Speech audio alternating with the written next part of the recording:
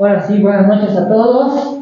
Gracias por venir el día de hoy. Es nuestro último evento del año, el último del ciclo del juego de avalorios que bueno, creo que ha sido muy divertido. Como saben, este ciclo trata de invitar a ciertas personalidades a hablar de temas que ellos consideran que se deben discursar, ¿no?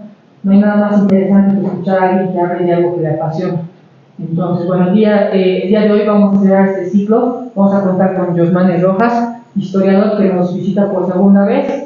Probablemente no han escuchado mucho de él, pero ya tuvimos un primer evento del anterior año en nuestro ciclo Historia Política de Bolivia, o este año, ya no me acuerdo, que tocamos en la Revolución del 52. La verdad creo que es alguien que tiene mucho potencial, que se nota que tiene estudios muy interesantes, así que escucharlo van a ver de que es todo un placer. Así que, bueno, Josman es historiador, actualmente está trabajando, tengo entendido, en el norte de La Paz, y bueno, creo que no hay mucho que decir, me he olvidado de estudiar tu biografía, mil disculpas, pero bueno, entonces un aplauso por favor y muchas gracias por estar aquí. Gracias. Bien, para empezar, ¿de dónde nació la idea, ¿no?, de tocar este tema? Fue el 2018, ¿no?, cuando cursaba la maestría en Historia de Bolivia, y en aquella oportunidad tuve como docente al doctor Marcos Michel, quien planteó una incógnita, ¿no?, interesante respecto al tema de los, entre comillas, señoríos aymaras, ¿no? Deben recordarse que la mayoría de los textos de colegio tocan el tema antes de los incas o antes de los cusqueños, como relacionado con los señoríos aymaras, ¿no?, los reinos aymaras, ¿no? Y algo que él lanzó en aquella oportunidad, dijo, pero es que no hay una cerámica de estilo aymara, dijo, ¿no? O sea, y todos mis compañeros, o sea, y también formados en historia, nos miramos, ¿no? Y claro, a veces el tema étnico, a veces el tema ideológico pesa, ¿no? Y algunos de mis compañeros que se identificaban con lo aymara se molestaron, ¿no? Porque dijeron, es que siempre nos enseñaron así, ¿no ves? Que antes había los aymaras, los señores. Y él dijo, claro, puede, pero no hay evidencia, ¿no? En arqueología tiene que ver la evidencia, ¿no? Y en este caso no hay un estilo, dijo, no un estilo aymara. O sea, sí hay pacajes, sí hay carangas, sí hay soras, sí hay chuy, así, ¿no? Pero no hay aymara, dijo, ¿no? Y ahí la idea rondó un poquito, ya pasando los años, respecto a algunos elementos, ¿no? Tenemos, y al final, ¿no?, lo voy a analizar, hay los mapas, por ejemplo, uno de las 36 naciones o las 36 etnias, ¿no? Después está el tema del mapa trabajado por Teresa Boyce, ¿no?, donde nos muestran, ¿no?, igual, son estos dos elementos los que fueron el punto de partida, ¿no?, para hacer este análisis. ¿Por qué mi crítica a la etnohistoria? Porque mucho de lo que se maneja dentro de la etnohistoria, hoy por hoy es sagrado, ¿no? O sea, no se cuestiona. Y si se cuestiona, son inminencias, ¿no? Tristan Plath, ¿no?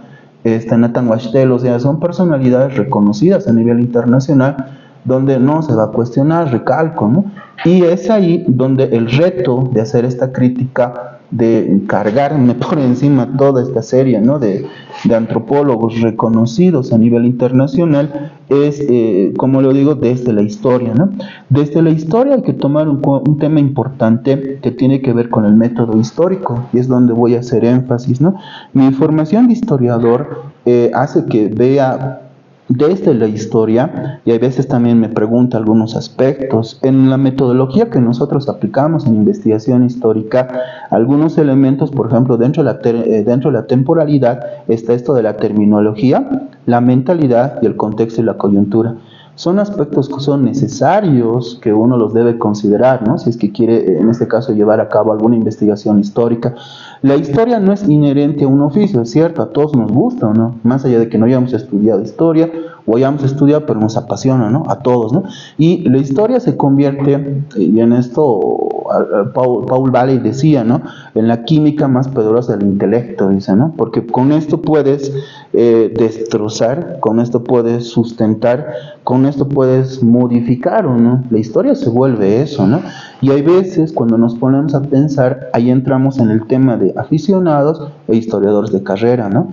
Los aficionados son apasionados, ¿no? Eso es cierto, ¿no? Yo conocí, por ejemplo, a Jorge Abastoflor, él es politólogo, pero te enseña una historia, digamos, militar positiva, ¿no? O sea, te habla y te hace gustar, ese es el punto, ¿no? Te hace gustar. Y ese es digamos, el aspecto que se les resalta a quienes son historiadores aficionados, que tienen la pasión, ¿no? Pero ahí entra el tema de la metodología. Debe existir una metodología donde se sustente lo que uno está afirmando. Y a veces los historiadores solemos ser muy tercos en cuanto a la fuente, ¿no? Y a veces en alguna discusión siempre van a escuchar que el historiador va a decir fuente, ¿no? ¿Cuál es tu fuente, no? Dime tu fuente, ¿no? Ah, es que lo he visto en un programa de televisión. ¿Cuál es el programa de televisión? ¿Cuándo se publicó? Así, ¿no? O sea, vamos viendo esos detalles porque eso está dentro de nuestra metodología y se llama crítica interna y crítica externa. Estos dos aspectos hacen que cualquier información que tengamos parta de poder verlo desde adentro y desde fuera, ¿no? Es como esta jarra, ¿no? Vamos a analizar quién es el fabricante, cómo llegó acá, cuáles son las características de su uso e internamente qué otros elementos se han usado. O sea, son aspectos que nosotros vemos un poco más allá, ¿se dan cuenta? Y eso es lo que hace a la metodología y la investigación histórica. Por eso en la terminología hay términos, y eso lo vamos a ver, que no se aplican en el siglo XVIII, XIX, XVII. O sea, no se puede aplicar lo mismo, ¿no? Lo que me venía a la mente, por ejemplo, era eso del término de WhatsApp, ¿no? Si nosotros tenemos ahora un logo WhatsApp aquí, ¿no? Aquí, dibujado, nosotros entendemos que es el logo de WhatsApp, ¿no? Bueno, que lo usamos con un celular, ¿no? Un smartphone y todo eso, ¿no? Pero este logo, si lo encontramos en una ruina de hace 10.000 o 15.000 años antes de nuestra era, ahí va a entrar la duda, ¿no? Si el logo, como lo conocemos ahora, se usaba en su momento. Yo creo que no, ¿no? Y ahí entra la parte terminológica. En la terminología, el uso que se le dio era diferente, ¿no? Y lo relacionamos con mentalidad igualito, ¿no? Nosotros tenemos que relacionarlo con un celular, tenemos que relacionarlo con la comunicación, pero en ese momento, hace 15.000 años, el logo no era eso, ¿no? Puede haber sido otra cosa. Esto se aplica en cuestiones, por ejemplo, Huipala, en cuestiones Año Nuevo Andino Amazónico. O sea, ahí entra el análisis terminológico, ahí entra el análisis de la mentalidad, porque la mentalidad a veces permite, ¿no?, un poco meternos de lleno en lo que las personas pensaban. A veces partimos de nuestro criterio personal, ¿no? Hoy por hoy estamos con esto de los derechos. Es difícil, ¿no ves?, ponernos a pensar que las mujeres no tenían derechos, que las minorías eran discriminadas. No, estamos en otro contexto, ¿no?, que hemos ido luchando con la incorporación de derechos. Pero si remontamos hace 100, 200, 300 años, no era así, ¿no ves? No era así, ¿no ves? Uno, cuando estudia ese periodo con ojos actuales, va a sentir repulsión incluso, ¿no? Va a sentir repulsión, que tal vez algún antepasado tuyo lo discriminaban, lo golpeaban, lo pegaban por diferentes factores, pero es que en ese momento se vivía así, así era la realidad, ¿no ves? Y a veces nosotros con nuestros ojos actuales queremos juzgar este periodo, ¿no? Queremos relacionarlo con lo que nosotros conocemos. Algún momento escuché historia de los movimientos sociales, ¿no? Una publicación, y yo dije, estamos mal, terminológicamente y desde la mentalidad no se aplica. Porque el concepto de movimientos sociales es reciente, y es siglo XXI incluso, ¿no?, en cuanto a su popularidad. Puede haber existido desde los 70, 80, pero se popularizó desde el siglo XXI, ¿no? Y creer que ese concepto se aplica a la Revolución Francesa, porque en el libro que revisé decía, ¿no?, durante la Revolución Francesa había movimientos sociales. Yo, estamos mal, ¿no ves? Y eso sucede constantemente. Los términos que ahora nosotros utilizamos también fueron impuestos en algún momento, ¿no? A veces creemos que son originarios, son milenarios y los aceptamos, ¿no ves? Y hay una serie de ejemplos que podemos poner a consideración. Otro aspecto es el coyuntural y el contexto. Es necesario, ¿no?, entenderlo como era en su momento. Hay veces cuando hablamos del tema prehispánico, que la etnografía está totalmente relacionada, ¿no?, con el prehispánico, nos ponemos a pensar, por ejemplo, que a veces Tiwanaku lo vemos como una isla, ¿no? Yo he visto eso en la mayoría de los casos, sobre todo en el tema turístico o en el tema patrimonial y cultural, lo ven a Tiwanaku como una isla, ¿no? O sea, que era la cúspide, que no había nada alrededor, que solito, ¿no? Pero sabemos por las características del desarrollo arqueológico que estaba totalmente inmerso en una influencia, ¿no ves? Es como una espiral. Aquí hay población, población, población, población. Esta desarrolla, influye a las otras, influyen. Deja su periodo de existencia, las otras crecen igual y van, influyen, y una y otra vez se da el proceso, ¿no? En pocas palabras, una civilización no es propietaria de un logo, de un signo o de un símbolo como tal, ¿no ves? No es propietario en sí, pero ahora bajo los conceptos nacionalistas tenemos que sí o sí verlo así, ¿o no? Ah, es que Tiwanaku tiene monolitos, solo Tiwanaku tiene monolitos, ¿no? Vemos arqueología en Latinoamérica, vemos en el mundo, en todas partes vamos a encontrar, ¿no ves? Pero ahí encontramos algunos detalles, son los detalles los que deberíamos, ¿no?, considerar. Eso pasa con el caso del prehispánico. Después tenemos las limitancias. A veces las limitancias del oficio del historiador radican en lo ideológico, lo religioso, lo étnico, lo regional, ¿no? A veces influye considerablemente. Yo tengo colegas que son de la línea étnica, ¿no? O sea, proclaman lo aymara, ¿no? Y están en su derecho, ¿no? Pero si vamos a hacer historia, o si vamos a hacer historia desde el oficio del historiador, tendríamos que hacer a un lado tu ideología, la parte étnica, para poder comprender a plenitud. Y eso no pasa. A veces caemos, como dicen, ¿no?, en el lado oscuro de tentarnos y de someternos, ¿ves?, la evidencia, la fuente, a nuestro criterio étnico, a nuestro criterio ideológico. Pasa, yo he visto constantemente, ¿no? Y de ahí que a veces algunos grupos indigenistas me hayan querido, ¿no? Porque es que el historiador dice las cosas feas, tiene que decirlas, ¿no? En la historia no hay buenos ni malos, hay procesos, solo son procesos, ¿no?, de nuestra humanidad. Si nosotros partimos actualmente, como les decía, ¿no?, de querer ver el bueno y el malo, de que si vestía falda era bueno, si vestía corbata era malo, vamos a partir con este criterio y vamos a encontrar buenos y malos, bueno, vamos a encontrarlo, ¿no? Pero en la historia no hay buenos y malos, se reitero, hay procesos. Y los procesos de la humanidad pueden ser hermosos, bellos, horribles, o sea, son pero de la humanidad. Y ahí entramos a estas limitancias. Y en las limitancias a veces también está esto, como les decía, que te cierra. También está la ética del historiador. ¿Somos usados o podemos usar? El historiador puede hacer eso. Algunos me decían, ¿no?, el archivista te desaparece, ¿no? Es la verdad, ¿no? Él guarda, ¿no?, guarda la evidencia de tu existencia en un documento y puede hacerte desaparecer. Por eso nunca te enojes con un archivista, dice, ¿no? Pero en el caso de un historiador, a procesos de larga duración, sí te puede hacer desaparecer. Es cierto, ¿no ves? Y ahí entramos en el abuso de la historia que se ha hecho a lo largo, ¿no?, de nuestra humanidad. Hay contextos, podemos hablar del 50, de los 60, ¿no?, donde había intencionalidades, ¿no?, de borrar a unos y meter a otros, ¿no? Y va a ser, va a continuar, esta nuestra esencia humana. Actualmente, con el proceso de cambio del movimiento al socialismo, han hecho el mismo ejercicio, ¿no ves? Han incorporado y han sacado a otros, ¿no ves? Va a pasar otro tiempo, van a sacar a estos, van a incorporar a estos otros, ¿no ves? Y va a ser una y otra vez, ¿no? En el siglo XIX lo hicieron, en el siglo XX lo hicieron, siglo XXI lo van a seguir haciendo, o sea, es innegable, ¿no? Y ahí entra la ética del historiador, nos hacemos usar o usamos, ¿no?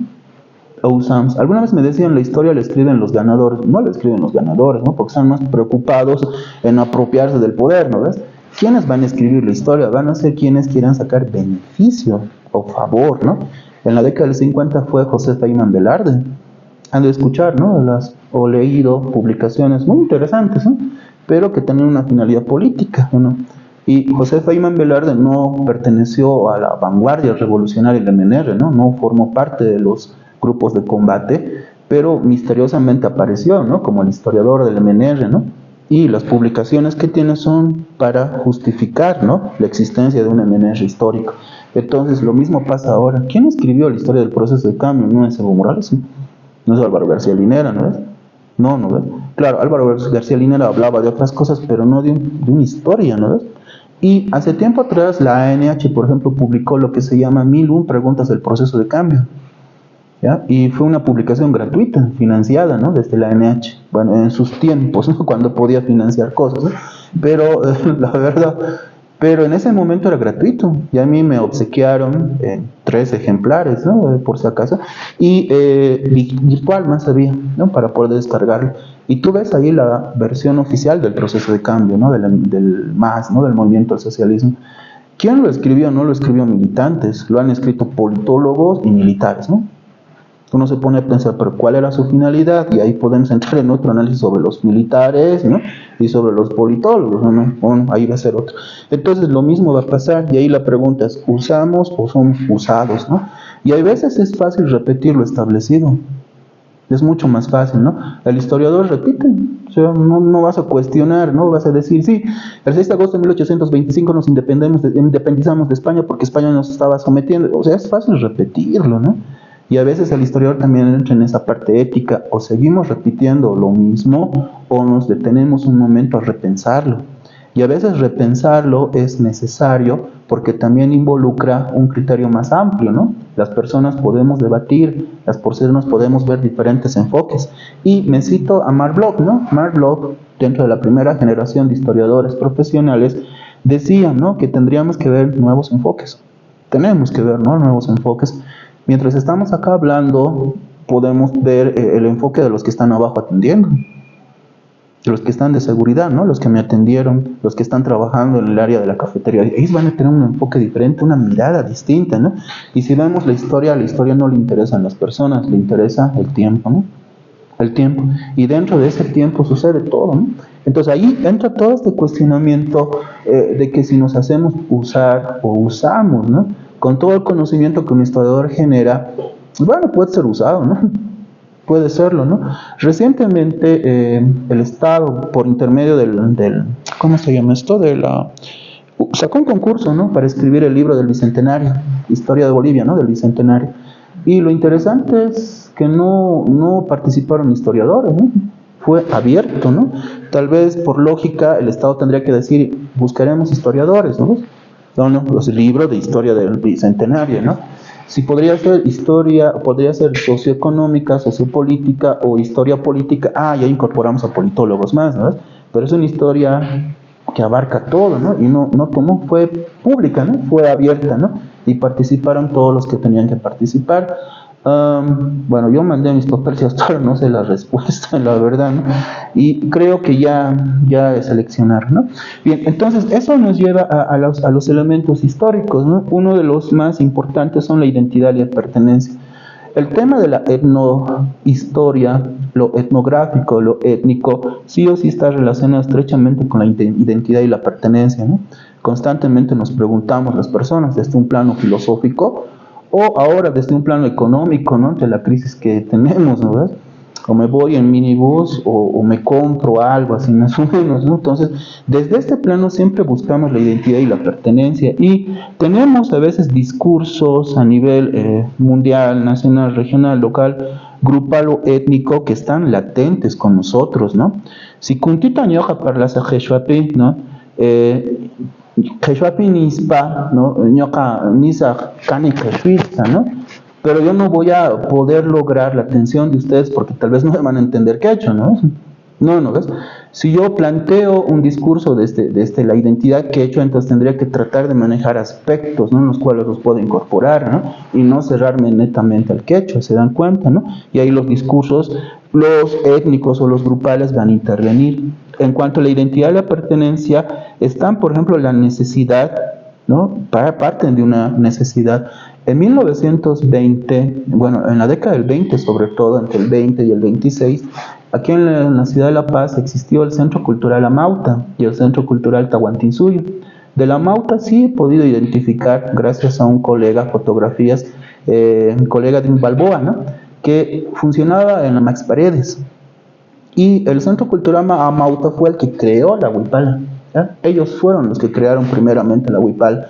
¿Qué es lo que hicieron? Agarraron símbolos de otras civilizaciones para justificar que era antiguo, ¿no? Y sobre la base de esto lo armaron. Empezaron a publicar, y ahí está la necesidad, ¿no?, de decir qué somos, ¿no? Y ellos reforzaban su identidad aymara a partir de este símbolo. Era necesario, ¿no? Era su necesidad. Pero también había una realidad, y en esta realidad no estaban considerados, ¿no?, principios del siglo XX, dentro de un contexto de políticas liberales, que rompían con la idea religiosa, ¿no? Nada raro que... Hay un autor, Muñoz Cornejo, no sé si lo escucharon alguna vez, fue alcalde de la ciudad de La Paz, ¿no? Él publicaba a principios del siglo XX, digamos, artículos ateos, ¿no?, y anticlericales, ¿no? Y era muy duro. Incluso lo llevaron a excomulgar todavía, ¿no? Andrés Muñoz Cornejo. Y en 1910-11 publicó un libro, se llama Así hablaba Zaparrastroso, se llama su libro, ¿no? O sea, vean la influencia, ¿no? De quién tenía.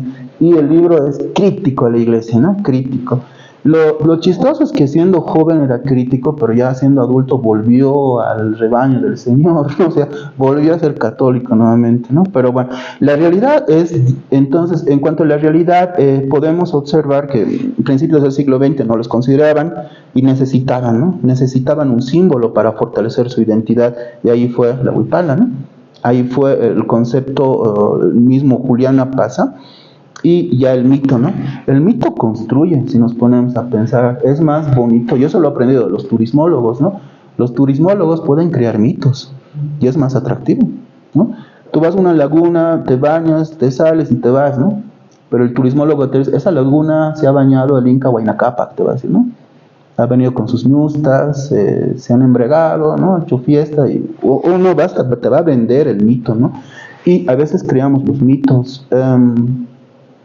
Respecto, por ejemplo, a Juliana Pasa, el Volveré y Seré Millones, hay un autor, ¿no? Un librero que se llama, hasta se me fue su nombre, pero es Gutiérrez el apellido, ¿no? Tiene su librería en la calle Zagárnaga, ¿ya? Vende libros en medio uso, ¿no? Él planteaba, ¿no? Que el Volveré y Seré Millones, que se había creado en la obra de 1951, Espartaco, ¿no? Donde por primera vez se incorporó el término Volveré y Seré Millones. Pasando los años, esta obra llegó a la Argentina y uno de los escritores de Vaperón los incorporó dentro de sus discursos, ¿no? Y al final del discurso de Vaperón, al final del discurso siempre aparecía Volveré y Seré Millones, ¿no? En los 60 sabemos bien la influencia del MNR, ¿no? Del nacionalismo boliviano y el nacionalismo argentino, llegó el lema, ¿no? Y a partir de la década del 70 el lema fue asociado con Juliana Pasa, ¿no? Volveré y seré millones. Claro, esta propuesta que hizo este librero, ¿no? Este compañero, no cayó muy bien, ¿no? Porque estaba desvirtuando un mito, ¿no? O sea, le dieron un palo al pobre y creo que ya no volvió a tocar el tema, ¿no? Entonces los conflictos, los cambios y las modificaciones hacen a esto, ¿no? Y vamos a ver el trabajo de los etnohistoriadores que han enfocado en eso, ¿no? Fundamentalmente.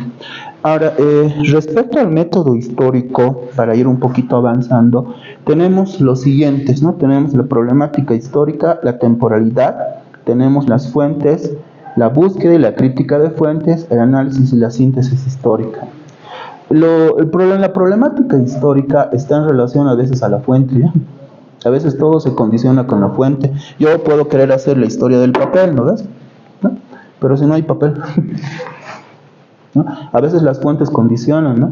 Podemos hacer las mejores investigaciones, pero a veces no hay fuente, ¿no? Claro, podemos ser muy historicista, ¿no? Y querer siempre sí o sí encontrar documentos, ¿no? Pero a veces no hay ni fotografías, no hay cuadros, no hay vestimenta, o sea, no hay evidencia, ¿no? De la existencia de un grupo. Y a veces eso condiciona una investigación histórica. Por eso gran parte del periodo arqueológico, bueno, prehispánico, que está relacionado con la arqueología, son interpretaciones, si se han puesto a pensar, ¿no ves? Se interpreta mucho y se interpreta bien bonito, ¿no? Incluso en Tiwanaku se llega a pensar que llegaron extraterrestres, ¿no? Que construyeron, o no, así, ¿no? Y nos gusta, ¿no? Pero es una interpretación que no tiene evidencia, ¿no? No hemos tenido una fuente específica. Y a veces las temporalidades también, ¿no? Condicionan, pero acá, en la crítica de fuentes es donde me voy a detener. Hay dos aspectos, les decía, crítica interna y crítica externa que nosotros realizamos. Si nosotros tenemos una publicación, tenemos que hacer la crítica externa, ver la finalidad del autor, por qué escribió la obra. Me pongo a pensar en Fausto Reinaga, por ejemplo, ¿no? A Fausto Reinaga, o tal vez el mismo Zabaleta Mercado, ¿no? A Zabaleta Mercado alguna vez a mis estudiantes les dije, háganle la crítica de fuentes, ¿no? Y después ya no le quisieron leer en historia, ¿no? ¿Por qué? Porque dijeron que solo interpretaba. Claro, era lúcido, ¿no? Tenía criterios muy interesantes, lo de una sociedad abigarrada, una sociedad en el poder dual, o sea, no tiene conceptos muy buenos, la verdad, ¿no? Que te permite tener una comprensión de un periodo, pero son interpretaciones.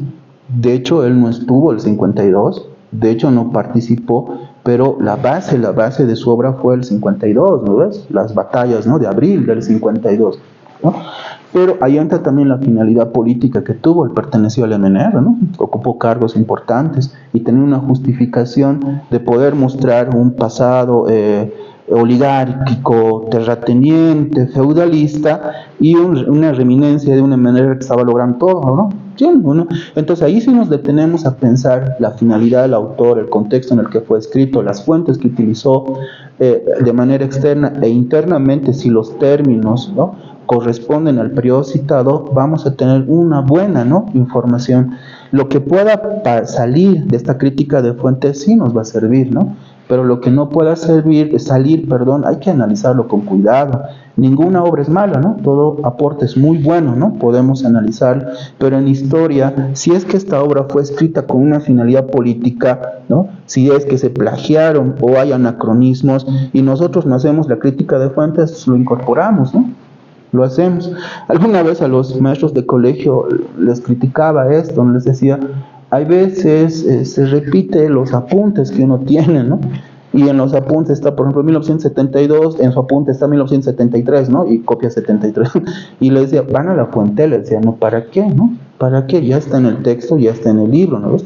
Y algunas nos ponemos a pensar, ¿qué tal si nos han mentido? ¿Qué tal? ¿O no? ¿No hemos ido a la fuente o no? No hemos ido. ¿Qué tal si la fuente dice otra cosa? O lo que a veces suelen hacer algunos abogados, ¿no ves? Suelen interpretar igual las normas, ¿no ves? ¿O no? Por la necesidad jurídica nos vamos a un abogado, ¿no? Le decimos, por favor, tengo este problema, ¿no? Claro, puedes presentar esto, ¿no? Pero ves, la realidad no es así, ¿no ves? No es, ¿no? Y sabemos que por norma es no sé si mencionar el Tribunal Constitucional, ¿no? Pero por norma, ellos son los que se encargan, ¿no?, de hacer el control de constitucionalidad, no el abogado, ¿no ves? Él no puede interpretar letra muerta, ¿no? Pero él te lo interpreta, ¿no? Te lo interpreta y tú dices, a ver, ¿en qué artículo del Código Penal está en tal artículo? A ver, Irene, ¿no? Revisas el código, mentira, ¿no? Otra cosa me estaba diciendo. Lo mismo pasa acá, vamos a la fuente, ¿no? Procuremos ir a la fuente, ya es fácil ir a la fuente. Claro, acá también entramos en el tema de algunos consagrados investigadores, ¿no?, que a veces ocultan fuente. O no, lo ponen en su bibliografía o lo citan en su pie de página, pero no encuentran. A mí me pasó, ¿no?, cuando era estudiante en este caso de maestría, de igual manera, agarré tal libro, bueno, no sé si decir la autora, ¿no? Agarraba el libro y decía, está en el archivo de La Paz, ¿no? Está en tal caja, en tal folio. Listo, me iba al archivo de La Paz, no había la caja. O misteriosamente esa caja aparecía en el archivo privado del investigador, ¿no? Entonces es un tema complicado también, ¿no? Entonces con todo esto vemos el dilema que tiene el historiador, ¿no ves? Entre repetir lo mismo o cuestionarse. Y a veces cuestionarse es mucho más complicado. Por eso entras en la lógica de decir las cosas feas, ¿no? Tienes que decirlas, ¿no? Tienes que hacerlo. O a veces no lo haces, ¿no? Entonces en la historia podemos ver su desarrollo. Hay algunos aspectos que voy a ir puntualizando. La etnohistoria como tal es reciente, nació sobre todo de la necesidad de analizar, ¿no?, periodos específicos, en el caso específico de grupos étnicos, fijarnos en el tema de su historia, ¿no?, de ahí etnohistoria, ¿no?, o antropología histórica también, como se le llamaba. Los antropólogos son muy buenos en la temática cultural, ¿no? Pueden reconstruir, ¿no?, todas estas variables del proceso cultural de una población, pero algo, y en lo cual vamos a ver que tuvieron la limitancia, es en temporalidades más largas, ¿no? Si son temporalidades de 500, 600, 800, 1000 años, no se puede, ¿no?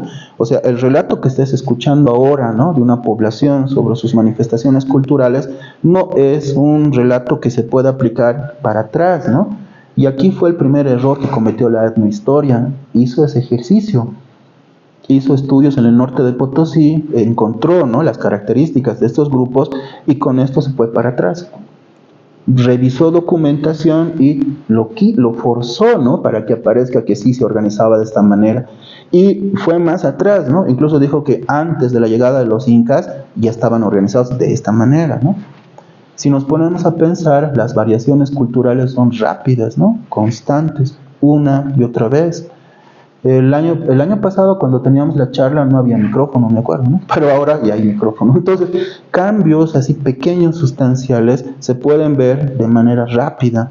Y en el ámbito cultural es mucho más complejo, ¿no? Danzas. Alguna vez me decían, en el lado peruano, ¿no? En el lado peruano te dicen que la China morena pertenece a la reciprocidad, ¿no? Que el chachahuarma y todo eso, ¿no? Pero si vemos en el lado paseño, fue el origen travesti, ¿no? Barbarella, más que todo aquí en la ciudad de La Paz, ¿no? La que le dio un beso a Banzer, ¿no? Y bueno, Banzer no se dio cuenta, ¿no? Más bien, pero sí, la verdad, ¿no? O sea, Banzer, el militar, el hombre, ¿no? O sea, que lo haya besado una travesti, es complicado, ¿no? Cuando entró por primera vez el Gran Poder a la ciudad de La Paz y para poder un poco calmar, ¿no? Esta mirada internacional contra Banzer, se utilizó el folclore, ¿no? El Gran Poder, ¿no? Mejor elemento. Y dentro de las fraternidades de Morenada estaban las travestis. Estaban aceptadas, eran hombres que todos sabían que era un hombre, pero que se está vistiendo de mujer. Y no era malo, sino que era algo bienvenido, ¿no? Incluso a lo que relata Aruquipa, que leí, ¿no? Su publicación sobre las comunidades LGBTs, él decía, ¿no? Que se peleaban, ¿no? Se peleaban, ¿no? Tú tienes tu travesti y nosotros también vamos a tener nuestro travesti, ¿no? Entonces se peleaban, ¿no? Porque era prestigio, ¿no? Prestigio. ¿Qué hombre se va a prestar para bailar de mujer? Nadie, ¿no? Tiene que ser personas específicas. En Oruro recientemente falleció, tengo entendido, ¿no? Un hombre que mantuvo la tradición de bailar de mujer, ¿no? Dentro de la Diablada, ¿no? Tengo entendido, si no me equivoco. Entonces esto nos lleva a que, miren cómo culturalmente cambia, ¿no? Actualmente encontramos a la mujer, pero en los 60 no había mujer, 70 más o menos, 80, 90 recién entró la mujer, ¿no? Y hoy por hoy, si vemos a un travesti bailando morenada, nos vamos a asustar, ¿no? Vamos a decir que no es nuestra cultura, ¿no? Que no es nuestra tradición, que no es nuestras costumbres, que eso ha venido de afuera con el movimiento woke y todo, no, o sea, los procesos culturales son bien complejos. Y ese es el problema que tuvo la etnohistoria, ¿no? La etnohistoria quiso aplicar el proceso regresivo, el método regresivo, ¿no? Lo que encontramos en el presente supuestamente hay en el pasado, ¿no? Pero culturalmente es complicado. Y acá algunos aspectos, por ejemplo, teóricamente su desarrollo durante el siglo XX está ligado a la Escuela de Chicago, ¿no? Esta Escuela de Chicago tiene autores antropólogos muy buenos, su bibliografía es reconocida y hasta el día de hoy, ¿no? Igualmente tenemos a mediados del siglo XX los estudios del área, y esos estuvieron enfocados en el Asia, en el África y por supuesto en nuestro continente, ¿no? Si nos ponemos a pensar, son tendencias, ¿no? Dentro de la investigación, ¿no? O modas, ¿no? Las cuales cumplimos. Estaba de moda el tema ambiental un tiempo, ¿no? Estaba, ¿no? Después pasamos al tema de los pueblos indígenas y ahora estamos con otro, ¿no? Con otro contexto diferente, ¿no? Y ya para la década del 60 el movimiento indígena fue el punto central de los estudios, sobre todo de la etnohistoria, y estos grupos, fíjense, no tenían definiciones, o sea, no se les podía llamar indígena, aborigen, originario, ¿no? Fue a partir de sus estudios que se les empezó a establecer, ¿no? Una denominación. Y si nos ponemos a pensar, por ejemplo en Bolivia, ¿no? En el contexto, en la década del 50 está el término campesino, ¿no? Que se ha empezado a aplicar con el MNR, ¿no? La creación de un campesinado. Pero si vemos a los etnohistoriadores rompen con el concepto de campesino, ellos no quieren encontrar campesinos, quieren encontrar indígenas, aborígenes, ¿no? Poblaciones. Se dan cuenta, ¿no? Como ellos por su lado y los otros por su lado. A esto se suma, por ejemplo, esto de la interdisciplinariedad, el tema global, ¿no? Porque eran problemáticas que se debaten a nivel internacional, ¿no? O sea, son estudios de caso. Tú lo que encuentras en Bolivia podrías también generalizarlo a poblaciones, entre comillas, andinas, lo que suelen hacer ahora, ¿no? Lo que llama el Perú danzas andinas, por ejemplo, ¿no? O sea, todo, ¿no?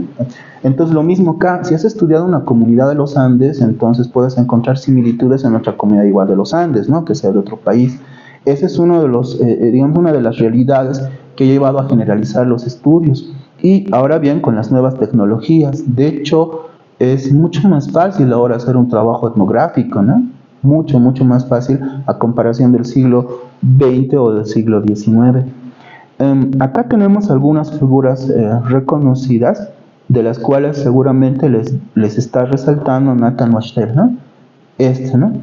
Nathan Wachtel es reconocido, ha sido leído, yo también lo leí cuando estaba en pregrado, y tiene aportes muy buenos, ¿no? Dentro de lo que es Bolivia y Perú sobre todo. Pero de los otros autores no tanto, ¿no? Tal vez el tema es Mesoamérica, en el caso mexicano, Miguel León Portillo, ¿no? Es el que se suele, ¿no? Citar bastante. Y entre las instituciones, digamos, que han resaltado están esto a nivel Norteamérica. Acá, por ejemplo, tenemos el lado Perú, Historia y Cultura, ¿no? Es una institución reconocida en el lado peruano. O la revista Historia de América, ¿no? Allá de Colombia, que son hasta ahora, ¿no? Bastante. O me estoy olvidando de Anales de Antropología, ¿no? Que también fue, ¿no? De la UNAM allá de México. En los centros de investigación también tenemos algunos, ¿no? Por ejemplo, tenemos el de en este caso de la UNAM, ¿no? El Centro de Estudios Históricos de la Universidad Nacional Autónoma de México, el Instituto de Estudios Peruanos, este también tiene, ¿no? Muy buenas publicaciones, ¿no? En el ámbito cultural, y el Centro de Investigaciones Históricas de la Universidad de Chile, ¿no? Que son referentes, si es que queremos encontrar, ¿no? Sobre la temática etnográfica o antropológica. Pero en nuestro continente no hemos encontrado etnohistoria, sino estudios etnográficos. Y aquí tenemos, por ejemplo, el siglo XIX. En el siglo XIX, en nuestro continente, tenemos algunas expediciones. Yo creo que la de Alcides de Urbini les debe venir a la mente, ¿no? Es el más utilizado. Si alguna vez quieren utilizar dibujos del siglo XIX hechos a lápiz, este autor, ¿no? Viaje a la América Meridional se llama el libro, y son 2 tomos. La tecnología ahora permite que puedas descargarlo, ¿no? Y que no lo veas en un estante de una librería y que no tengas dinero, digamos, ¿no? Pero ahora puedes descargarlo, ¿no? Puedes, claro, PDF, ¿no? Pero puedes descargarlo. Y van a observar que son cosas interesantes, ¿no? Que habla sobre Bolivia. Claro, él transitó por 6 países, describió, y él se consideraba naturalista. Que es un naturalista, ¿no? Es aquel que se interesa en todo, ¿no? Todo, ¿no? Y el paso por Bolivia hace dibujos de Cobija, hace dibujos de Potosí, hace dibujos de Oruro, de La Paz, de Cochabamba, ¿no? Muy buenos, si es que alguna vez quisieran utilizar este autor, ¿no? Para poder encontrar la parte gráfica del siglo XIX. De estos autores, de estas expediciones que llegaron, tuvieron objetivos y métodos muy específicos, ¿no?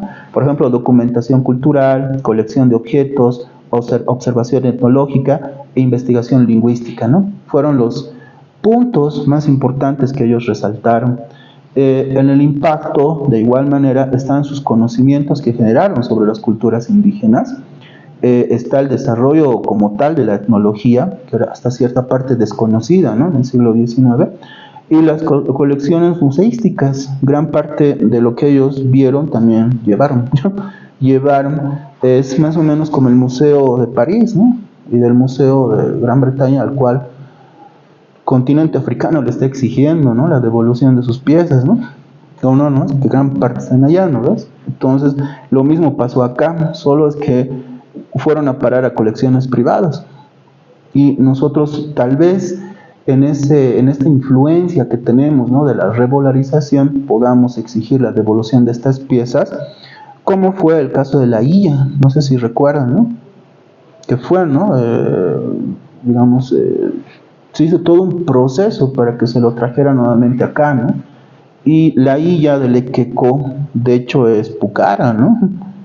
No es boliviano, ¿no? Si vemos los límites, ¿no? Pero bueno, no hay que decirles a los peruanos, ¿no? No hay que decirle, porque la Illa es considerada el Equeco como tal, ¿no? Bueno, pero no, geográficamente no está al norte, el lado de Titicaca, aunque claro, en aquella época no había Perú, no había Bolivia, ¿no? Pero geográficamente se extendió en ese espacio, ¿no? Pucara, ¿no? Después tenemos las influencias políticas indigenistas, ¿no? Estas sobre todo en algunas políticas que se llevaron a cabo en el siglo XIX, A ver, en el siglo XIX tenemos esto de los levantamientos indígenas, ¿no? Ustedes deben recordar, en el caso boliviano, sobre todo por la temática de tierra, a partir de la ley de vinculación de tierras de Comunidad de Melgarejo, ¿no? Se deben recordar. En el continente tenemos igual políticas de esta línea, ¿no? Algunas las acusan de liberales, ¿no? Pero lo cierto es que muchas de estas no estuvieron ligadas al tema de tierras, sino al tema de poder local y sobre todo de caciques.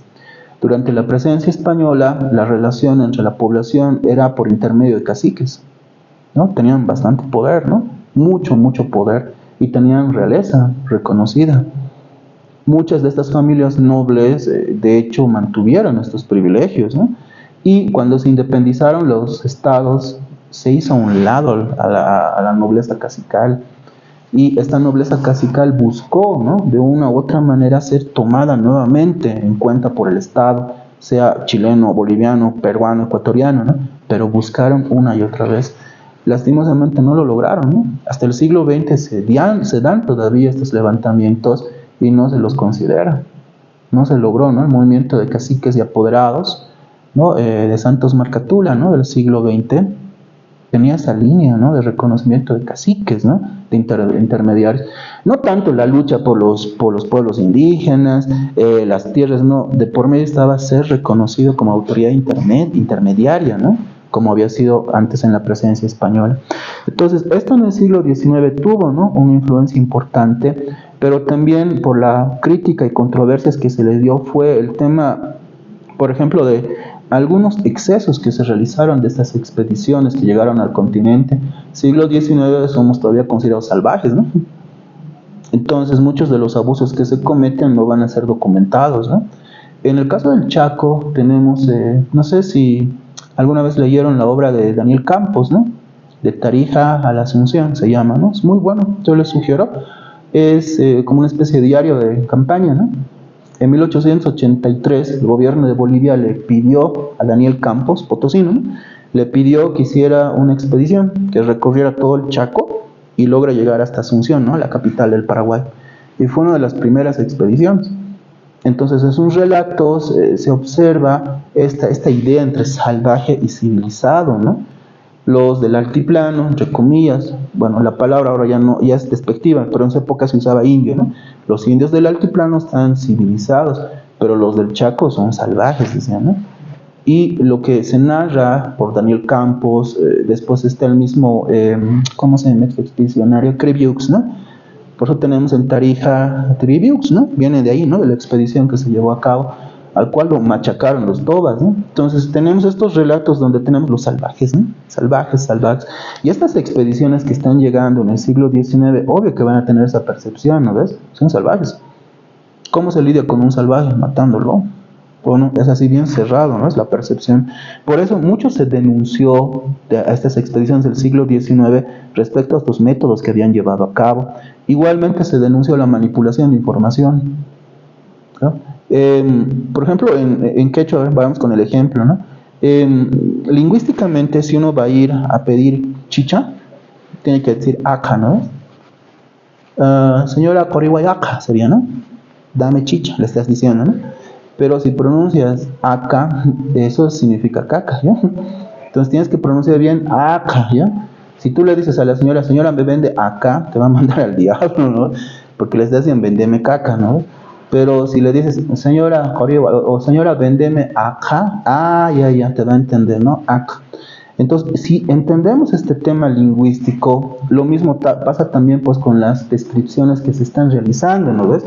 Si yo describo y no lo entiendo, pues manipulo la información, ¿no? Anoto lo que a mí me parece. Y eso es lo que se le ha denunciado, ¿no?, estas expediciones. Y por supuesto el impacto en las comunidades, ¿no? El impacto en las comunidades fue en cierta parte negativo, ¿no?, según lo que se ha hecho balances, respecto sobre todo a que solo fueron sujetos de estudio, ¿no? O sea, no se los consideró. Lo que siempre se debate en la ciencia, ¿no?, si nosotros devolvemos a la población nuestros aportes, ¿no? Y a veces solo los usamos, ¿no? Queremos hacer un estudio sobre los lustrabotas de la Pérez, vamos, les entrevistamos y nunca más los volvemos a ver, ¿no? A veces se debate ahí, ¿no?, entre la ciencia. En las expediciones del siglo XX igualmente tenemos, ¿no? Tenemos Montfort, Tenemos, por ejemplo, la de Ordens, y tenemos, por ejemplo, la de la UNESCO, ¿no? Esta es importante, la de la UNESCO, la década del 40, porque fue la base sobre la cual sustentó varias de sus políticas después de mediados de la década del 50 del siglo XX. O sea, ya había una proyección de reconocimiento de diversidades culturales o diversidades de pueblos indígenas desde los 50, 60, desde la UNESCO, ¿no? Actualmente que se debate la Agenda 2030, ¿no? Que está ahora, ¿no?, debatiéndose, ¿no?, que son políticas desde arriba. Lo mismo pasó acá.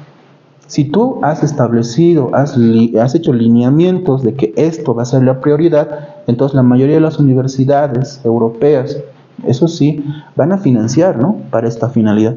Y los estudios van a seguir la línea, ¿no?, que se trazó en esta expedición de la UNESCO. O sea, no es que les interesaron los pueblos indígenas, no, sino que era el lineamiento de ese periodo. Estamos en un contexto de Guerra Fría, ¿no? Y en un contexto de Guerra Fría no nos vamos a quedar polarizados, necesitamos encontrar las diversidades culturales, ¿no?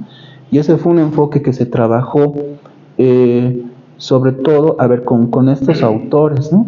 Aquí tengo, más adelante están los autores, van a ver. En el caso boliviano, con la etnohistoria, tenemos, por ejemplo, la década del 60, miren, coincidencia, ¿no? 60, ¿no? UNESCO, ¿no? Y la década del 60, en el caso boliviano, por parte de Cochabamba y por parte de acá, ¿no?, de la UNSA, dio temas importantes, ¿no? Por ejemplo, historia de los pueblos indígenas, estudios sobre la colonización española, análisis de la resistencia y la lucha por la independencia, investigaciones sobre la historia de la minería y la agricultura en Bolivia, y estudios sobre la cultura y la identidad de los pueblos afrobolivianos, ¿no? O sea, son temas que desde los 60, 70 se empezaron a trabajar y que se fueron, en este caso, madurando con el paso de los años, ¿no? Ya en los 90 se consagraron y en el siglo XXI son temas que todos, ¿no?, todos hemos leído en alguna oportunidad, ¿no?, algún autor sobre el tema afroboliviano. Entonces, estos estudios también llevaron al desarrollo de autores, ¿no?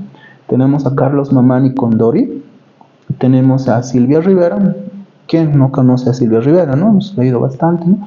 Tenemos a Fausto Reinaga y, por supuesto, a Alcides Arguedas, aunque no lo crean, ¿no?, que siempre le han dado palo al pobre, ¿no? Pero un colega mío que es Bruno Valdivia reivindica, ¿no?, a Alcides Arguedas. Lo reivindica desde una perspectiva crítica, pero, ¿no? O sea, él no era un idealista, él era un realista, ¿no? Estaba mostrando la realidad de su momento, dice, ¿no?, Bruno Valdivia. Esto nos lleva igualmente a instituciones, ¿no?, que se han ido creando aquí en Bolivia. Tenemos instituciones, por ejemplo, de orden estatal y también algunas de carácter privado. Y algunos desafíos, y ese es el tema. Los etnohistoriadores europeos o digamos fuera de Bolivia llegan con financiamiento. Eso es lo bueno, ¿no? Llegan con financiamiento y pueden llevar a cabo estudios mucho más fuertes. Pero también está el tema de presentar adelantos. Por eso es que los estudios de 30, 20 años que tenía aquí en Bolivia eran muy buenos, ¿no? Hay etnohistoriadores que estuvieron 30 años, ¿no?, en comunidades, viviendo, coincidiendo, tratando de entender a plenitud. Pero en el caso boliviano no. Los autores que he mencionado no tenían fondos, no podían. Y por ello es que el tema, por ejemplo, de los aportes, tenemos a varios, por ejemplo, los estadounidenses. John Murray, ¿no?, les debe sonar, ¿no? A John Murray se lo conoció por el tema de pisos ecológicos, aunque fue Ramiro Condarco el primero que lo propuso. El orureño, ¿no?, abogado, ¿no?, Ramiro Condarco propuso con otro nombre el tema de pisos ecológicos, pero no le hicieron caso, ¿no? Posteriormente llegó John Murray y a él sí le hicieron caso, ¿no? Y dijeron control vertical de pisos ecológicos, ¿no? Después tenemos a Olivia Harris, a Brooke Larson. Brooke Larson trabajó el tema de Cochabamba sobre todo, ¿no? Y tenemos a Sinclair Thompson, igual. O sea, son personalidades totalmente reconocidas, ¿no? Pero los contextos en los cuales vinieron a trabajar obedecen también a los lineamientos desde la UNESCO, desde la ONU, ¿no? Ya se había trazado y tenía que cumplir esos lineamientos. Tenemos los franceses, por ejemplo, Teresa Bowles, tenemos a Nathan Machtel y a Thierry Sagnes, ¿no? Todos nos hemos topado en algún momento con Thierry Sagnes o con Teresa Bowles en el mapa, ¿no?, que al final voy a analizar. Después tenemos a los británicos, no puede faltar Tristan Platt, ¿no?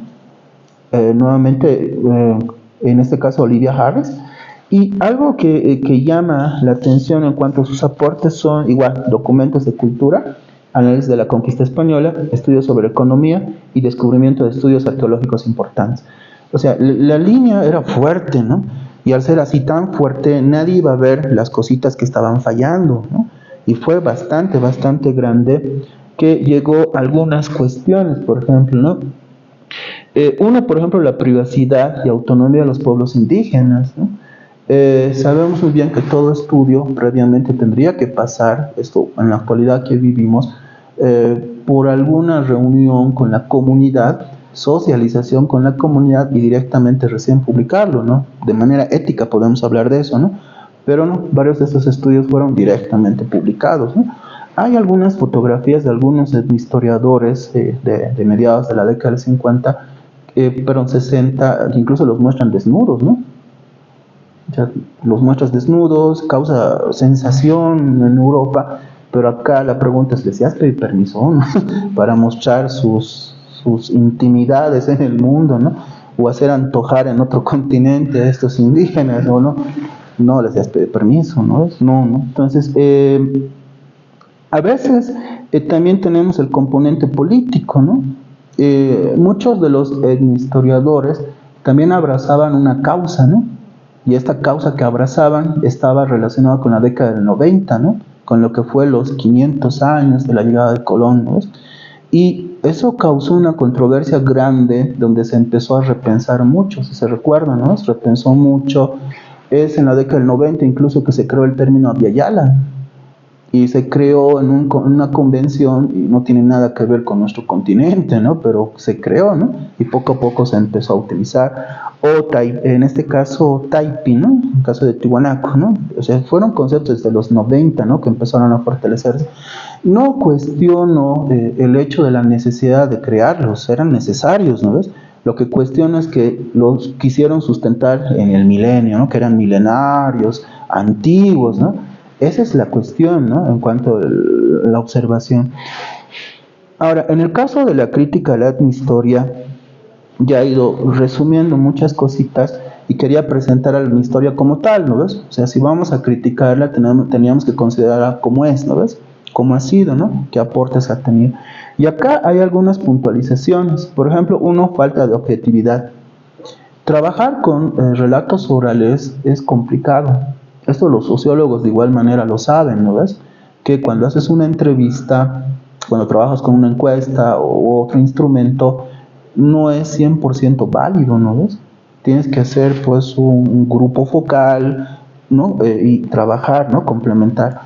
Hay veces lo que se hacía, por ejemplo, con la vivencia de los etnohistoriadores, es que mucho era subjetivo, ¿no? Yo he visto que las mujeres van al río después de tener relaciones, se lavan sus genitales y retornan a su casa, ¿no? ¿Cómo interpreto eso? De manera subjetiva, ¿no?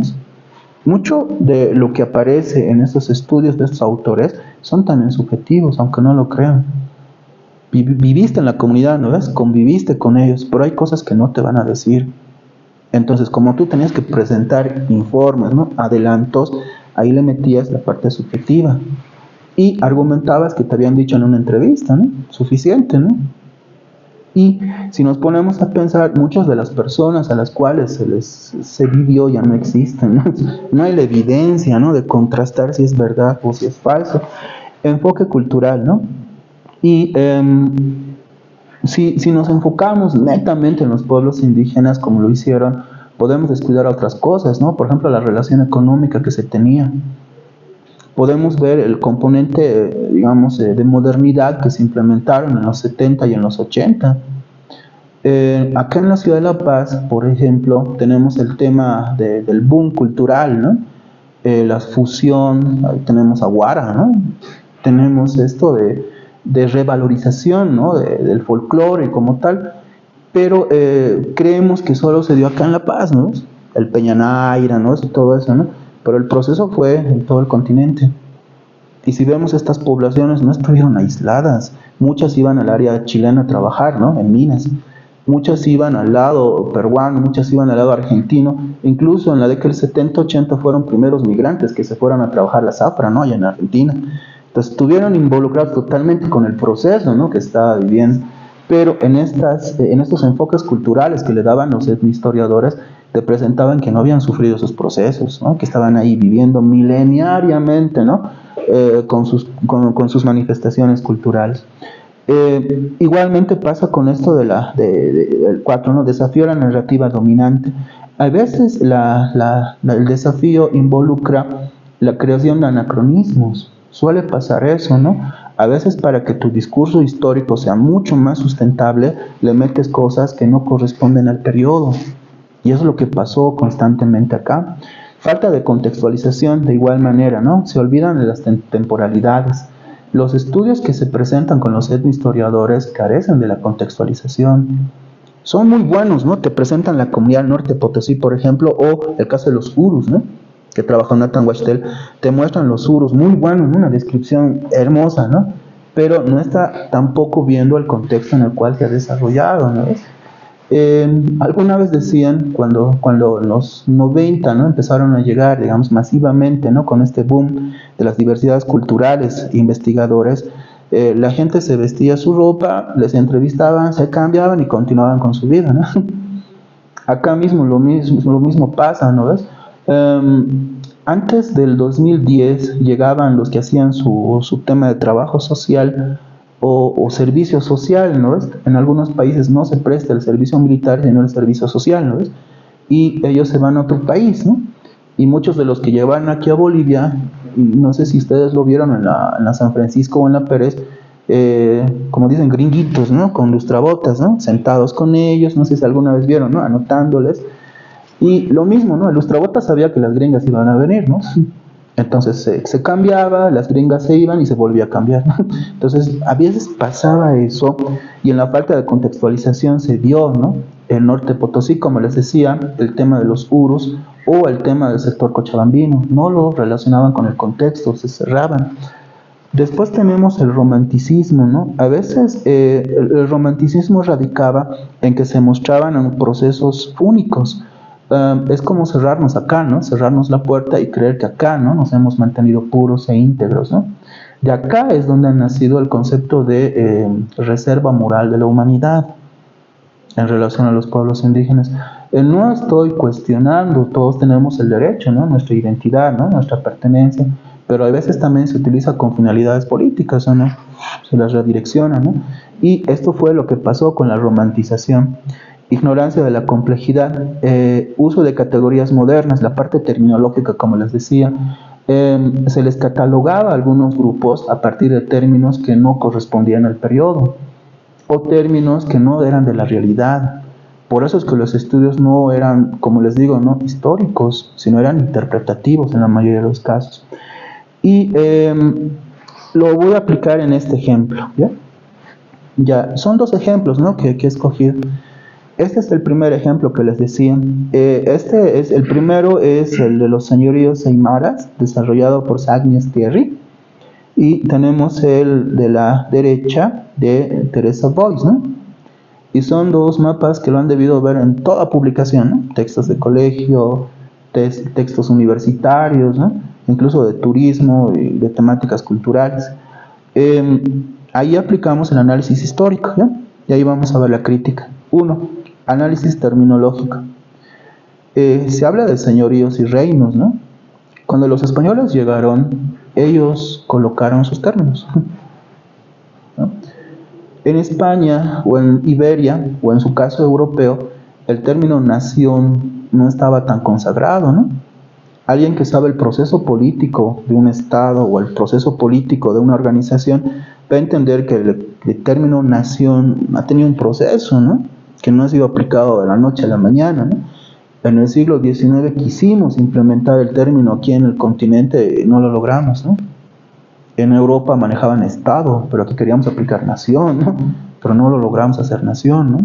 En el siglo XX recién Estado. Es un dilema, ¿no? Es un dilema. Y acá cuando los españoles llegaron, bautizaron como reino, ¿no? reino. Y en el caso de las visitas que llevaron a cabo a la población, ellos, y ahí estamos lo que es el análisis lingüístico, el mismo error que cometieron los españoles, lo cometieron los etnohistoriadores posteriormente, que en este mapa lo vamos a ver, ¿no? De las 36 naciones. No es lo mismo hablar un idioma y estar relacionado con ese grupo cultural. Ejemplo, yo puedo hablar inglés, pero no pertenezco a un grupo en este grupo étnico o grupo cultural inglés, ¿no ves? O no, ¿no? Hablamos francés, va a pasar lo mismo, ¿no ves? O hablamos alemán, ¿no? No pertenezco, ahora que está de moda con el comercio en mandarín, ¿no? No somos chinos, ¿no? No somos, claro, cuando comemos algunas cosas sí somos chinos, ¿no? Pero no lo hacemos culturalmente, ¿no? No, ¿ves? No nos vamos a identificar como chinos, aunque hablemos, ¿no? Bueno, lo mismo pasa, yo hablo quechua, pero tal vez en el transcurso del proceso, mi familia, bueno, mi papá es minero, ¿no? Era minero cooperativista. Tal vez él no se identificaba como quechua, ¿no? Yo tal vez pasando los años, por el contexto, por la moda, sí me identifico como quechua, ¿no?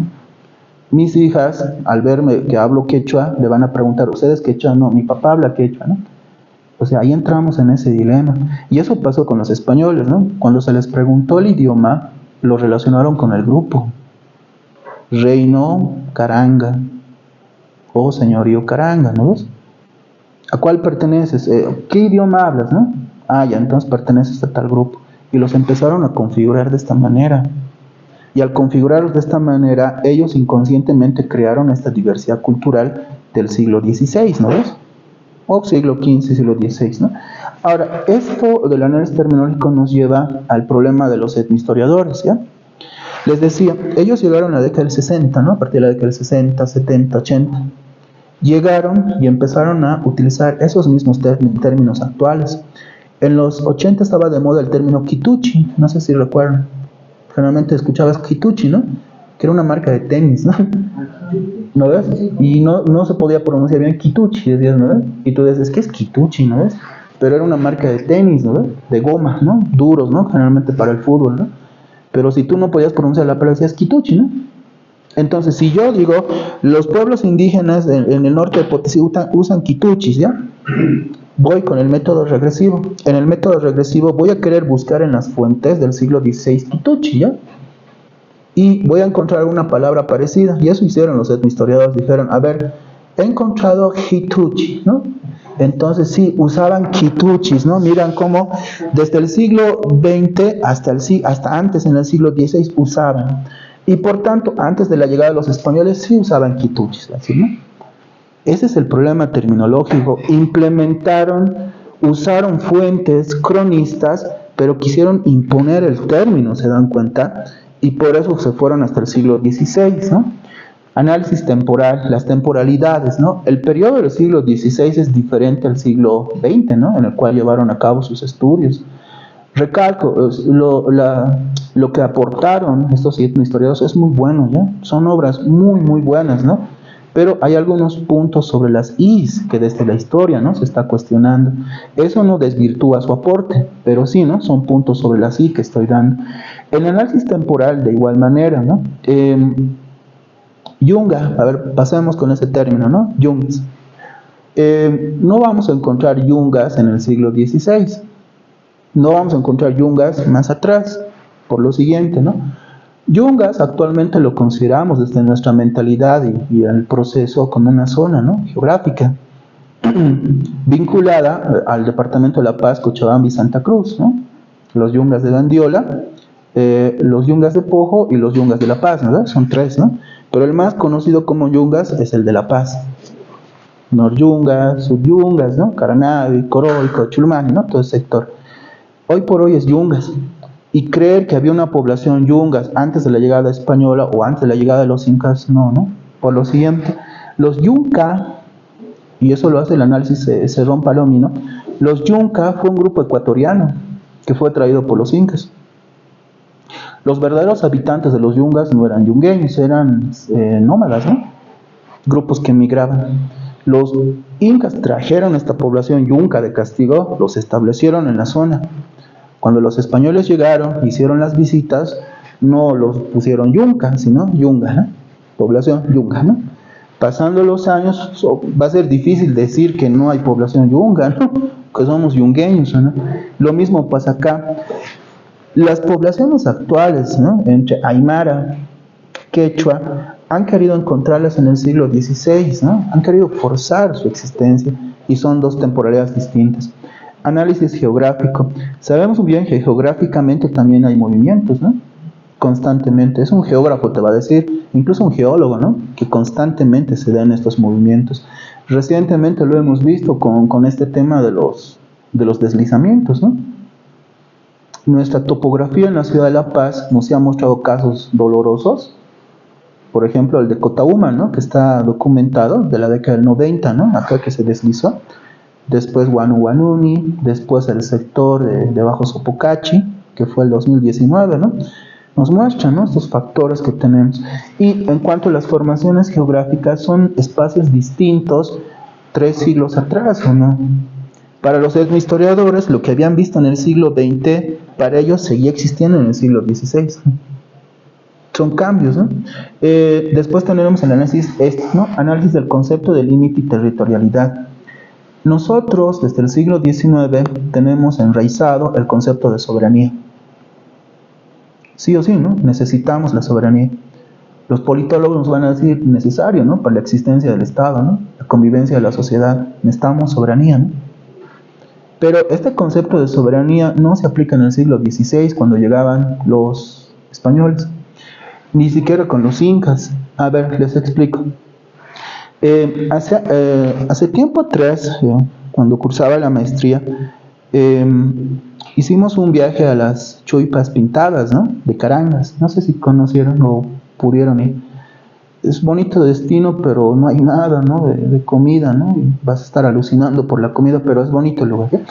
Las Choipas Pintadas, ¿no? De Curabara de Carangas, o del río Lauca se llama, ¿no? Este espacio ya nos presenta lo siguiente, ¿no? Geográficamente, tú ves el sector Caranga, ¿no? Que es actualmente el departamento de Oruro, ¿no? Y las Choipas están en la frontera del río Lauca, ¿no? Hasta ahícito ya. Más a este lado no encuentras ya Choipas. Entonces la idea que se creó, y en este mapa también se puede ver, es que los Carangas solo habían habitado ese sector, ¿no ves? A partir de la evidencia de las Choipas. Revisando estudios en arqueología del lado chileno, se ha podido constatar que antes de la llegada de Pinochet había el mismo estilo de Choipa en el sector próximo a Carangas y de la costa, ¿no? Lo que actualmente sería la región novena, ¿no? Del lado de Chile, ¿no? Ese sector. O sea, había presencia caranga, o sea, no podemos decir caranga, pero sí del estilo, ¿no? Y el estilo estaba presente. Llegó Pinochet y lo barrió todo, ¿no? ¿Por qué? Para decir, es que siempre, ¿no? Estas poblaciones al lado, ¿no? Con Bolivia, ¿no? Nunca se vincularon con Chile. Eso fue más un proyecto político, geopolítico, ¿no? Que hizo Pinochet. Pero cuando llegaron los etnohistoriadores se basaron en eso, ¿ya? Se basaron, dijeron, a ver, por eso Teresa Boyd, ¿no? Dijo, hasta acá, hasta acá, hasta acá, entonces hasta aquí son carangas, y podemos ver eso, ¿no? De mercado, ¿no? Hasta ahí son carangas. Pero si analizamos los estudios arqueológicos alejados de esto, vamos a encontrar que no hay el concepto de territorialidad, el concepto de límite. Acá podemos convivir 5 o 6 poblaciones diferentes y no nos hacemos problema.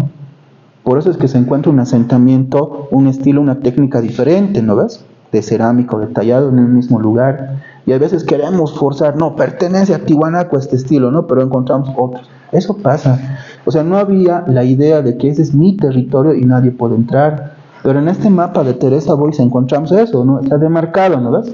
Los carangas, ahí cito, ¿no? Los pacacs, ahí cito. Los chits, ahí cito. Pero no, la lógica de poblamiento es que se movían de un lugar al otro. De un lugar al otro. Lo que decía el doctor Marcos Michel, plurinación, decía él, ¿no? Y convivían pacíficamente, no hay evidencia de muertes, ¿no? Así bruscas en cuanto a lo que es las relaciones. Incluso se sabe, ¿no? Esto a partir de los estudios, que los chichas comerciaban con los denominados chirihuanos, ¿no? Que tenían un comercio masivo en relación al tomate, sobre todo, ¿no? De su producto estrella, ¿no? Entonces ellos con la llegada ya de los españoles se estableció el límite, ¿no ves? La frontera chirihuana, no sé si recuerdan, ¿no? Hasta acá son los civilizados y hasta de aquí los salvajes, ¿no? O sea, frontera ya se empezó a incorporar. Por eso el mapa, si hacemos el análisis del concepto de límite y territorio, no se aplica, ¿no? Geográficamente hablando. Los chirihuanos comerciaban, ¿sí? Comerciaban. Cuando llegaron los incas son los que le declararon la guerra, ¿no? Pero fueron los españoles del concepto de civilizado, aunque también lo manejaron los incas, los cusqueños, ¿no? Yo solo digo los cusqueños. Más antes sí se sabe arqueológicamente, ¿no? La relación que existía, comercio, tal vez como comercio, tal vez intercambio, podríamos decir, pero cambia bruscamente con la llegada inca y también con la llegada española. El concepto de salvaje, ¿no? Salvaje. Con un salvaje no podemos hacer comercio, ¿no? No podemos hacer, ¿no? Es como querer hablar con un colito, digamos, no es así, ¿no?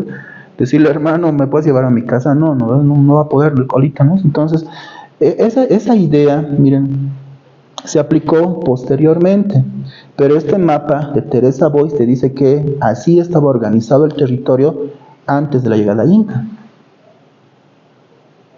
¿Ya? Es anacrónico, si se dan cuenta, ¿no ves? El último es el análisis lingüístico. Cerrón Palomino habla de 300 idiomas, ¿no? Que había en el Tahuantinsuyo, entre 250 y 300 idiomas, ¿no? Y cuando hablamos de los señoríos, todos dicen aymara, ¿no? Señoríos aymara. ¿Cómo sabemos que hablaban aymara?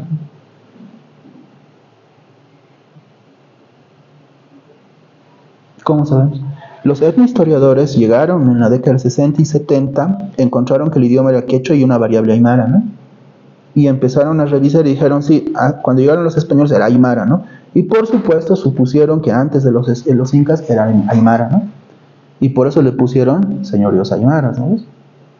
Pero hay alguna evidencia lingüística de ese periodo imposible, eso no podemos encontrar evidencia lingüística, tal vez material. Si encontramos algún objeto, a ver este ejemplo, si encontramos por ejemplo esto, estaba por acá. Si encontramos de acá a 3000 años este objeto, ¿ya? De acá a 3000 años lo encontramos, ¿no? O sea, los arqueólogos del futuro. Pongamos a pensar que aquí al año hay una guerra, un apocalipsis zombie, desaparecemos, ¿ya? Y de aquí a 3000 años aparece otra civilización humana y se encuentran, ¿no ves? Desentierran y van a empezar a sacar sus conclusiones, ¿no? O sus interpretaciones. ¿Qué van a decir? Van a decir, nuestros antepasados esto lo utilizaban para golpearse, ¿ya? Con esto jugaban a golpes, ¿no? Otro arqueólogo que va a decir, de aquí a 3000 años, ¿no ves? No sabe el contexto, no sabe en qué se usaba, o no es desconocido. Va a agarrar y va a decir, esto era una vacuna. Sabemos que en el siglo XXI han pasado por una enfermedad y esta era la vacuna, ¿no? O sea, van a empezar a dar suposiciones porque no se sabe, o no, va a estar descontextualizado. Y lo mismo pasa con nosotros. Cuando encontramos una cerámica, cuando encontramos un tallado, lo interpretamos según nuestra percepción actual. No sabemos en qué lo utilizaban o no. No sabemos. Lo único que sabemos es la evidencia material, pero no hay una evidencia lingüística, ¿no es? Hubo un experimento de hacerle hablar a las momias, no sé si vieron esta partecita de acá, ¿no ves? Supuestamente soplándole podías saber más o menos cómo hablaban, supuestamente, ¿no? Pero un lingüista te va a decir que no funciona así, ¿no ves? Que todo el proceso del habla no se genera acá, ¿no ves? Sino que interactúa todo, ¿no? El mecanismo, ¿no? Para que podamos hablar. Y lo mismo pasa acá. ¿Cómo se sabe que hablaban aymara antes de la llegada inca? Con este mapa ya nos dieron a entender que eran señoríos aymaras. Y el último arqueológico, ¿no? En el mapa arqueológico, pero en la evidencia arqueológica, como les decía, no hay un estilo aymara en el siglo XVI. No hay. Hay diferentes estilos, acá que Caranga, ¿no? Por la zona, pero no hay uno solo aymara. Si tenemos un estilo, se repite, ¿no ves? Se repite, pero no hay eso, ¿no? Son diferentes estilos acá. Entonces los etnohistoriadores profundizaron el concepto de señorío aymara o reino aymara que hoy por hoy se maneja. Y nadie lo cuestiona, ¿no ves? Nadie lo va a cuestionar. Pero si incorporamos estos análisis históricos, sí vamos a encontrar conflicto, ¿no ves? Pasemos a este último mapa final. Las 36 etnias o 36 naciones. Miren, el primer mapa fue trabajado por Nathan Wachtel, ¿no? Es un historiador reconocido, ¿no? Renombrado, ¿no? Es una persona que ha aportado mucho, ¿no? El conocimiento cultural de nuestro país y también del Perú. Pero esto se trabajó en la década del 90 en base a los datos del INE y también en este caso por solicitud del Ministerio de Educación de entonces. A ver, estamos en la década del 90 y ahí entramos al análisis lingüístico. Lo que les decía, el idioma es sinónimo, ¿no?, de pertenecer a un grupo étnico territorial. Y les ponía el ejemplo del francés, del inglés, ¿no ves? O de portugués. Si hablamos portugués, ¿somos brasileros o portugueses? Les pregunto. No ves. Lo hablamos por necesidad, ¿no? Para poder interactuar, ¿no ves? Bueno, yo el inglés a la fuerza por la maestría del doctorado, ¿no? Pero lo hablamos, ¿no? Lo tenemos que hablar. El quechua, por mi parte familiar, lo uso también cuando interactúo con personas, ¿no?, que hablan igual quechua, ¿no? Quechua parlantes. Pero eso nos lleva a la siguiente pregunta, ¿no? En los 90 tenemos el censo de 1992, o el anterior censo de 1976, o incluso el censo de la década del 50, ¿no? En la década del 50 el censo les preguntó si tú te vestías con alguna ropa indígena, ¿no? Y la respuesta de la mayoría, no es. Y si los que vestían con ropa indígena supuestamente eran indígenas, así más o menos la concepción. Claro, estamos hablando de que no estaban muy interiorizados, ¿no?, en la diversidad que teníamos, es cierto, ¿no? En la década del 90 se preguntó idioma, no identidad cultural. Entonces se le preguntó qué idioma, ¿no? Y a veces la mayoría, hasta hoy, seguimos respondiendo, ¿no?, la parte emotiva. Si mi abuelo habla aymara, entonces yo soy aymara, ¿sí? ¿O no? Es así, ahora se maneja así, ¿no ves? Si tú vas a preguntarle, sí o sí va a haber la presión de la familia, ¿no ves? Tú no puedes negar tu identidad, te van a decir, ¿no ves? Y eso ha sido una presión en este censo actual. En este censo lo mismo, ¿no? La presión emotiva. Si tú negabas, eras mal visto por tu familia, ¿o no? Yo recuerdo el tema de mi hija, ¿ya? Su mamá tiene la variable aymara y yo la variable quechua. Y cuando vino el del censo le preguntó con cuál se identifica, ¿no? Y mi hija me miró, ¿no? Me dijo, ¿cuál quieres que responda? Así en pocas palabras. Yo le dije, ¿con cuál te identificas? Le dije, ¿no? Y ella me dijo, con ninguno, ¿no? Entonces, coloca ninguno, ¿no? Bueno, pero si yo lo hubiera presionado, le hubiera dicho, a ver, no, tienes que ser quechua, ¿no? ¿Cómo vas a negar lo quechua? No. Lo mismo pasó en los 90. En los 90, cuando se les hizo el censo, se les preguntó no qué habla, sino qué idioma, ¿no? Y ahí muchos respondieron quechua aymara, ¿no? Quechua aymara. En base a esos datos de los 90 se trabajó este mapa, Nathan Wachtel, ¿no? Posteriormente tenemos a Lina, a la UMSA, al CIPCA, a Juan Carlos Rodríguez, a Félix Pazzi y Silvia Rivera, ¿no?, que pulieron, ¿no?, el tema del mapa. Pero si analizamos el mapa, se confunde idioma con grupo étnico, ¿no? En La Paz es mayoría aymara parlante, ¿no? Pero no tenemos una nación aymara en La Paz, ¿no? No hay, es lo chistoso, ¿no? No. Y si vemos el quechua de igual manera, ¿no ves? No hay una nación quechua, ¿no? Pero sí hay quechua parlantes, ¿no? Que es diferente. Entonces, ahí tenemos el análisis, ¿no?, territorial lingüístico del idioma. Después tenemos el análisis temporal, el contexto de 1492-1992.